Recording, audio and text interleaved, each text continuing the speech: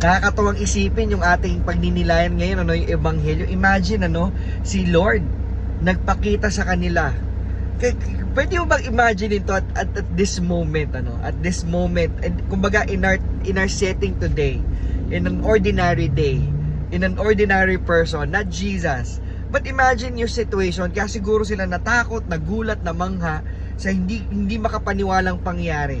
Imaginein mo, yung namatayan ka. O sige, namatayan ka. Lolo, lola, kahit kaibigan, ganyan, di ba? Tapos biglang dumalaw sa inyo. Tapos nanghingi ng pagkain. Di ba? Di ko alam kung ikaw ba ay mamamangha o matatakot eh. But this is Jesus we're talking about.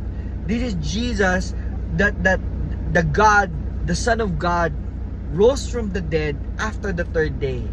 Di ba nga? Imagine, nakakatuwang isipin Jesus became human, kumbaga died, ayan, he has to die to show the human side of him, but the resurrection showed the God in him, the God that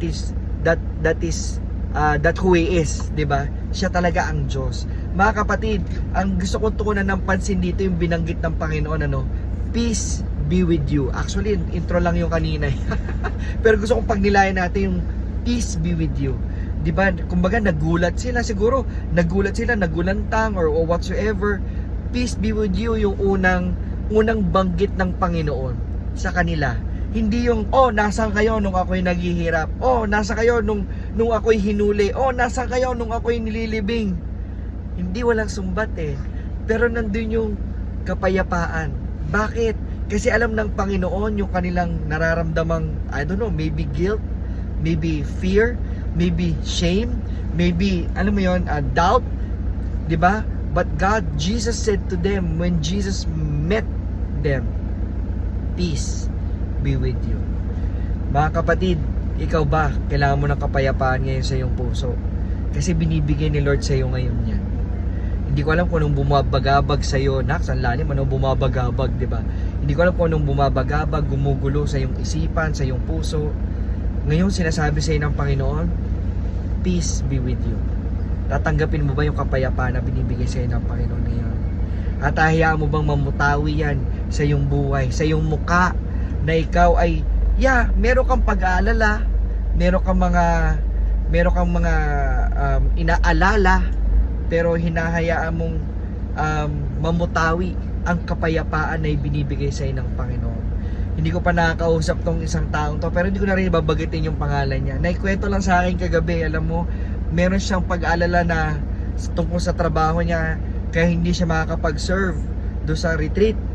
Pero alam mo, sinabi niya, hindi, magsaserve ako. Si Lord ang bahala sa akin. Si God na ang bahala. Hindi po ba? Meron siyang pag-alala, meron siyang takot, pero si Lord ang bahala. Meron kang pag-alala, meron kang takot, sabi ni Lord sa iyo ngayon, sabi ni Jesus, peace be with you. Si Lord ang bahala. So kung ano man yan, si Lord ang bahala. Hindi ibig sabihin nun na si Lord ang bahala, kuya-kuya okay na lang tayo, di ba? Si Lord ang bahala, pero gawin natin kung ano yung kaya natin gawin sa ating buhay, nang sa gayon, ma-align natin yung sarili natin sa kapayapaang ibinibigay sa atin ng Panginoon. Amen po ba? Amen. Let's pray. In the name of the Father, the Son, and the Holy Spirit. Amen. Lord, salamat sa kapayapaang ibinibigay mo sa aming buhay. Lord, salamat na dahil sa gitna ng itong aming mga pag-alala, iniisip at kung ano man, may kapayapaan ka pa rin inaabot sa amin. Lord, bigyan mo kami ng tapang na sana tanggapin namin tong kapayapaan na to at maisabuhay namin. At lahat ng ito, Lord God, dinadalangin namin sa pangalan mo, sa pangalan ni Jesus. Amen. In the name of the Father, the Son, and the Holy Spirit. Amen. Ayan, panahon na naman po natin pansamantalang pumamaalam sa inyo. Maraming salamat po sa inyong patuloy na pagsuporta, pag-like at pag-share. Ako po yung humihingi ng tawad kung may mga pagkakataon na ako po ay nagkakaroon ng mispost. Tama bang term yun? O hindi po ako nakakapag-post ng ating pagninilay para sa isang araw, no? Ayan. Pero ako po ay nagpapasalamat dahil kayo po ay patuloy na nandyan at patuloy po sumusuporta. Kaya ako po ulit ang inyong kalakbay sa pagninilay na si Kuya RJ telling you this: God is in you. Continue shining His light because believe it or not, you are a blessing. God bless. Bye.